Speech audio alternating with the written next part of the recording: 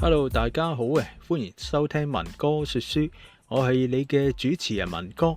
嗱，今日呢，大家不如傾下一個呢，好相信好多朋友都中意幻想嘅問題啊，就係呢：如果有一日你中咗六合彩嘅話呢，生活係會變成點呢？講真啦，香港人邊個未試過諗，哇！如果我中咗頭獎呢就好啦。可能返緊工對住老細嗰陣已經喺度幻想緊中咗呢，我就即刻辭職。但真係呢，如果中咗獎嘅話呢，係咪真係咁簡單嘅呢？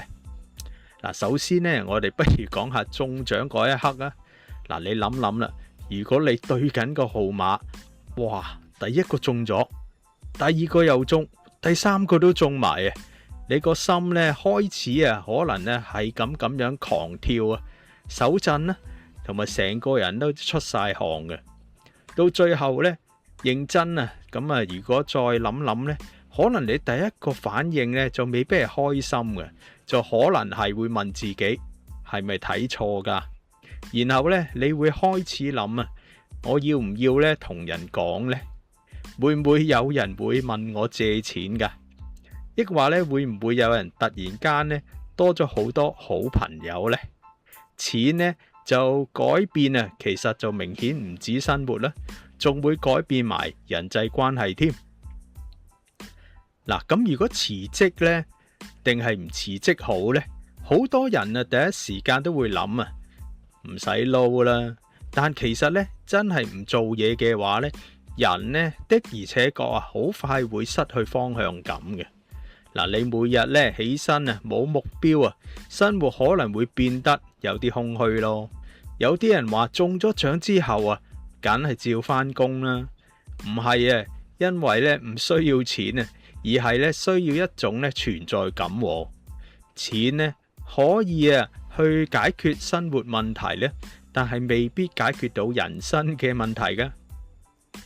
咁至於呢個生活質素嘅提升係點呢？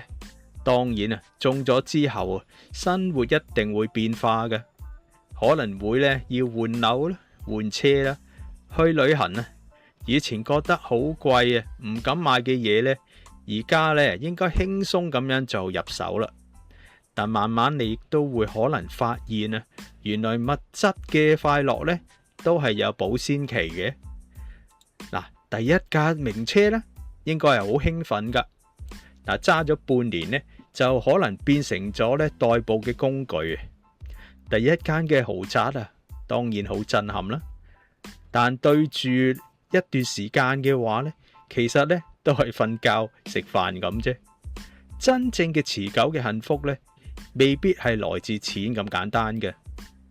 嗱，至於個人際關係呢，亦都係一個好嘅考驗嚟嘅。嗱，最難嘅關呢，我哋嚟傾傾。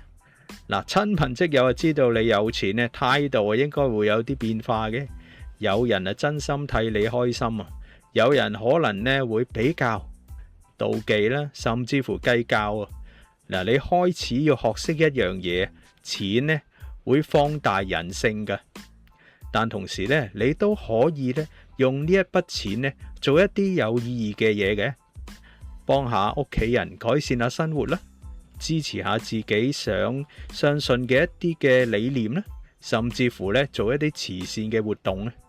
當金錢變成工具咧，但唔係目的生活咧會更加自在嘅。